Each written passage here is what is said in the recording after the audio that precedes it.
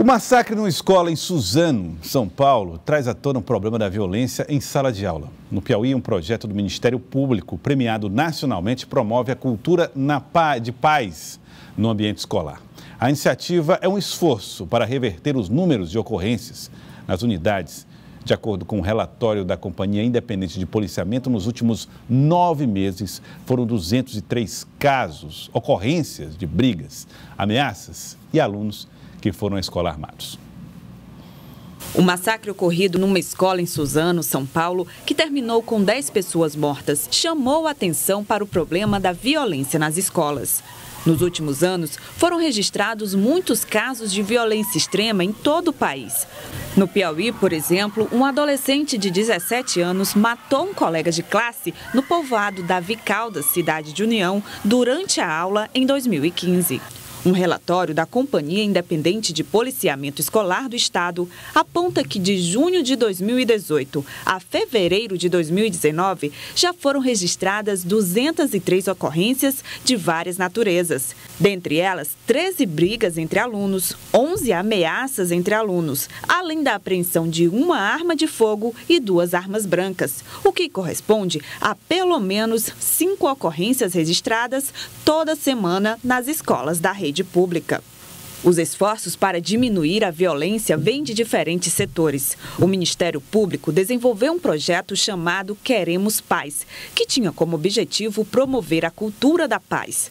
Em meio a inúmeras solicitações na área de educação, como transporte escolar, alimentação escolar e as próprias questões de vagas, a maior questão era a dos conflitos dentro da escola.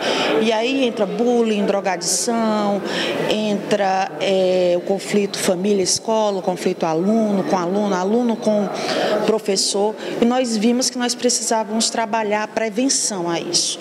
A promotora ressalta ainda a importância da participação de toda a sociedade na construção da paz no ambiente escolar. A paz é de responsabilidade de cada um de nós e é uma construção diária nos mínimos detalhes, na forma que eu falo, na forma que eu coloco o livro na mesa, na forma que eu me dirijo para o aluno.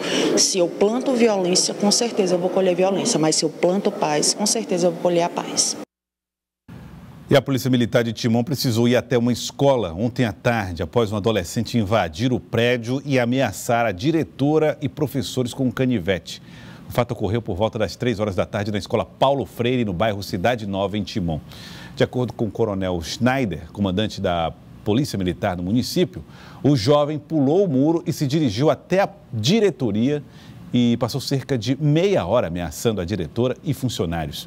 A polícia foi acionada, mas ao chegar no local, o jovem já havia sido contido e levado para casa. Ninguém ficou ferido. Segundo o coronel, o adolescente sofre de problemas mentais e é ex-aluno da escola. A polícia acionou a Secretaria Municipal de Educação para cobrar reforço psicológico ao adolescente e ainda o Conselho Tutelar, que a partir de agora acompanha o caso do jovem. E o que se pode fazer para proteger alunos, para proteger professores, equipe docente e discente de uma escola? As escolas precisam se tornar fortalezas com câmeras de segurança, muros mais altos, grades, ter segurança na porta. Eu estou aqui recebendo o professor Arnaldo Eugênio, que vai conversar um pouco conosco a respeito deste assunto. Ele que tem se debruçado muito a respeito do tema violência e vai trazer mais, tentar junto conosco aqui fazer uma reflexão sobre esses episódios recentes. Boa tarde, professor Arnaldo, seja bem-vindo aqui ao nosso Jornal do Piauí. Boa tarde, obrigado pelo convite. Bom, em primeiro lugar, como deve ser uma escola para que ela mantenha o seu papel de ensinar e educar e, ao mesmo tempo, ofereça segurança a quem lá está? Bom, partindo do princípio que a escola ela tem como um dos seus papéis a formação do indivíduo e ela não educa ninguém, que a base da educação vem da família e a educação, como diz a LDB, é um processo que começa na família, na igreja, nos espaços de lazer, nas amizades, e a escola é parte desse processo. Então, a escola não tem como, por si só, dar segurança a nem professores, nem alunos, nenhum trabalhador da educação. O que a gente precisa entender é que esses fatos violentos que desembocam dentro do espaço escolar, eles vêm de fora, eles são produzidos dentro da sociedade e a escola recebe esses... Essa imagem mostra o momento em que os atiradores entram na escola. Não há um segurança, não há um controle de entradas e saídas. Por não haver esse controle controle, não havia, por exemplo, não houve a dificuldade de contê-los? Não seria importante ter uma pessoa para dizer que aqui você não entra, aqui você não pode entrar? Sim, a questão do controle em todas as instituições sociais ela é fundamental para que você possa ter o acesso, né, e a identificação de quem está ocupando aquele espaço. Então, é lógico que medidas mínimas de prevenção e de segurança do espaço institucional é fundamental. Agora, precisa fazer isso planejado e dentro de uma proposta de educação. Não dá para a gente trabalhar hoje uma educação no Brasil no sentido de uma prevenção, como o Ministério Público sabiamente está fazendo a sua parte, promovendo atividades que possam promover a paz ou uma resolução de conflitos de forma pacífica dentro da escola. Não dá para fazer isso se eu não tiver dentro de um projeto de educação que vise a formação para a vida e não só para passar no Enem. Esse aqui é um dos problemas. Então, muitos desses jovens, se você pega, por exemplo, a nível de cidades, a nível de capitais, a nível de estados, se você pegar os dados, o índice de saída do aluno da escola. Depois você pega, então, a evasão escolar, você relaciona ela com o índice de jovens dentro dos sistemas de recuperação ou de inserção juvenil. No caso aqui seria o 100. E você olha como houve um aumento crescente. Quanto maior é a evasão escolar, maior é a frequência de jovens nas instituições. Nessas instituições de recuperação. Isso. E aí você pega desses dados, você pega a primeira entrada dele, geralmente é tráfico de droga ou um crime de menor potencial ofensivo.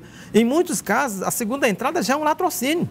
Então foi uma escola que ele passou, a escola do crime. Então, ele tem que ter uma educação pensando nesse sentido. E a sociedade pensar também que a escola, por si só, não vai resolver o problema da segurança pública. Agora, professor Arnaldo, vamos aqui falar um pouco a respeito do comportamento juvenil. Eu estou recebendo aqui uma mensagem do Fernando, ele dizendo assim, olha, existem muitos jovens que apoiam esse tipo de catástrofe que aconteceu ontem. Ele está mandando aqui prints de conversas pelas redes sociais, onde os jovens ficam festejando o fato da seguinte maneira: tratando os adolescentes que cometeram esse ato terrível como heróis. Existe essa construção do heroísmo a partir, por exemplo, de jogos de videogame, a partir de filmes de televisão? Isso é capaz de transformar o caráter das pessoas a ponto de estimular a violência?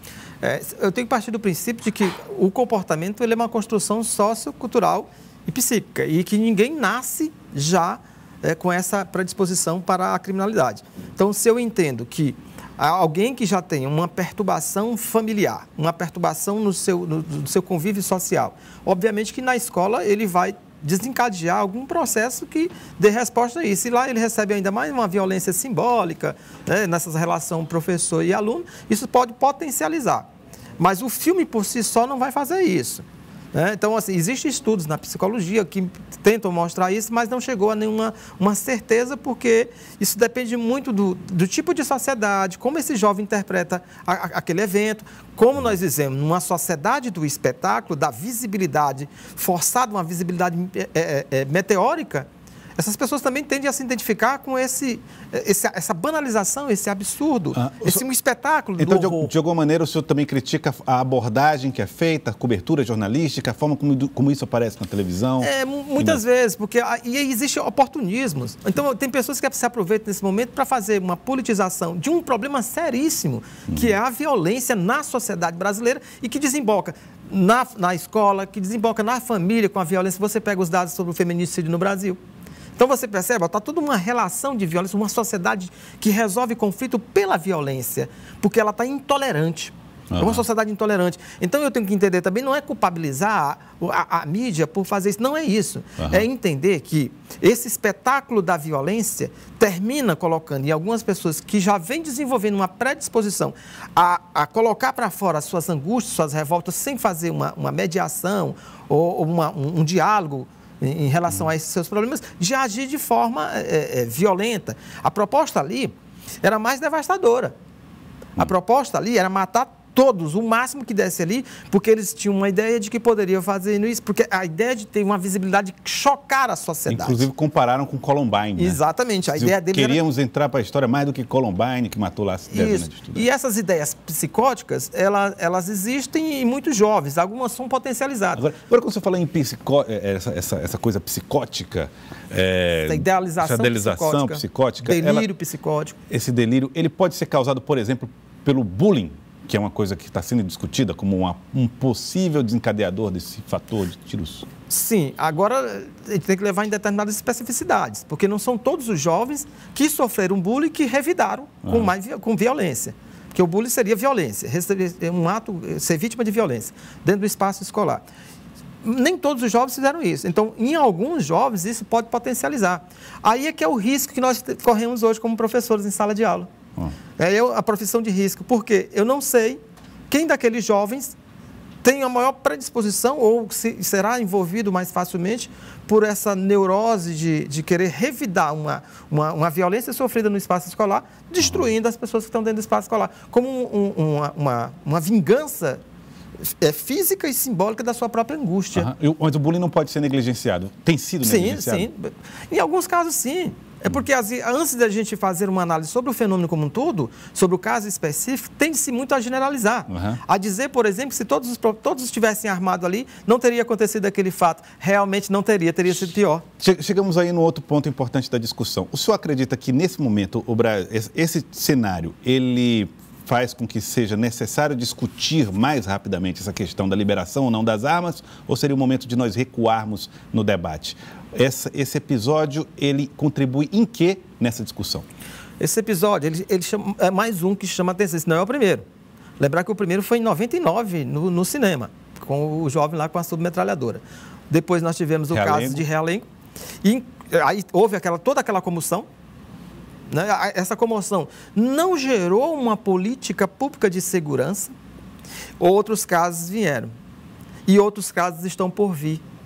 Porque, se você olhar também, à medida que a evasão escolar é alta, a violência juvenil começa a aumentar o índice, também o consumo de drogas, ou seja, existe todo um processo. Então, não é pegar aquele caso e culpabilizar aqueles jovens por serem neuróticos, ou que eles são produto da própria sociedade. E nós temos que criar agora, a partir daí, assim, que tipo de educação nós queremos, que escola nós queremos, que tipo de sociedade nós queremos. Vamos esperar todos que a polícia dê jeito em tudo? Daqui um dia eu vou criar um batalhão só para médicos, vou criar um batalhão só para jornalistas, aí eu vou criar várias polícias e não vou atacar as raízes do problema. Que essa é a questão. Como é que chegamos àquela situação de ontem? Tem a questão de armas, do acesso fácil? Tem. Mas foi só isso? Não. Tem a questão do bullying? Tem. Foi só isso? Não. Aqueles jovens foram ex-estudantes daquela escola. Por que essa revolta? Por que eles escolheram aquele alvo? Por quê? E nós, professores, nós cumprimos o nosso papel? Será que nós temos... Qual o professor que vai chegar agora e dizer assim, olha, eu queria confessar que, em parte, esses dois jovens foram meus alunos e eu me sinto um tanto culpado porque eles passaram pelas minhas mãos. O que o senhor está querendo, na verdade, é que cada um de nós procure em nós que contribuição nós demos para produzir pessoas assim? É mais ou menos Exatamente. Isso? Mas isso não é complicado, professor? Sim, mas o fato de ser complicado, ser complexo, não quer dizer que seja difícil de se resolver. Agora, é a gente tomar partido, não partido político, mas tomar partido da causa. Ou seja, quais são as raízes do problema da violência nesse país? Para a gente entender como é que a escola chegou nessa situação. Como é que a violência entrou na escola? Quem levou ela para... A escola em si, ela não produz violência. O espaço escolar, físico, arquitetônico, não produz violência.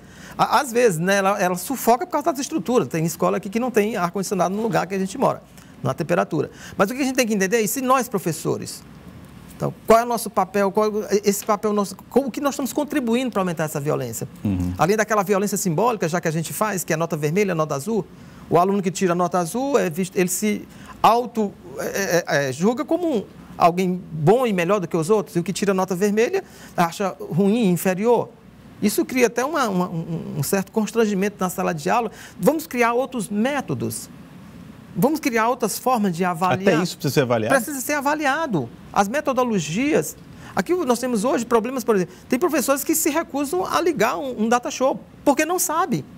E não tem a humildade de perguntar a um aluno, porque hoje eles têm acesso muito mais facilmente. E a gente não tem que perder essa humildade.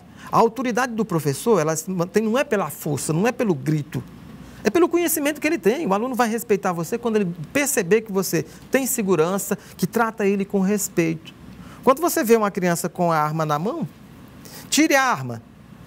Faltou só um aperto de mão de um adulto, dizendo, vem que eu te acolho. O ECA. Nós não efetivamos ainda minimamente o ECA. Aí estão querendo, não, se nós criarmos a lei da palmada, não, se nós fizermos isso, gente, pode efetivar pelo menos o ECA.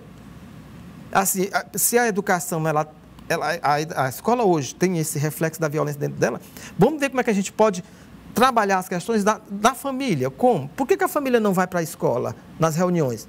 Eu também não iria, se fosse pai, para chegar lá num sábado e ouvir o professor falar mal do meu filho. Quem é ele para dizer mais do que eu conheço, que foi eu que produzi? Ele não tem qualidade. Olha, seu filho é um menino, gosta, ele vem sempre para aula, ele não está estudando muito, mas ele é assíduo. Olha, o seu filho ele tem um problema de caligrafia, mas ele respeita as pessoas. Poxa, aí tudo bem, disse, meu filho, vamos melhorar outras coisas. Mas não, reunião de pais e mestres para falar mal dos meus filhos, para falar mal dos alunos. E a questão ética, professor, e a questão moral. Isso contribui também. É isso que eu estou dizendo, que o problema é complexo e a gente precisa ver esse caso. Esse caso poderá não ser o último. Professor Arnaldo, muito obrigado pela participação conosco aqui no Jornal do Piauí, por nos ajudar a entender um pouco da complexidade desse caso. Na verdade, por nos mostrar não a solução do problema, mas que nós temos que caminhar nesse universo complexo para encontrar algo que possa mitigar todos esses conflitos. É possível encontrar saídas, é possível e é necessária. Agora, precisa se debruçar sobre os fenômenos da violência. Não vai ser da noite do dia. Muito obrigado, professor.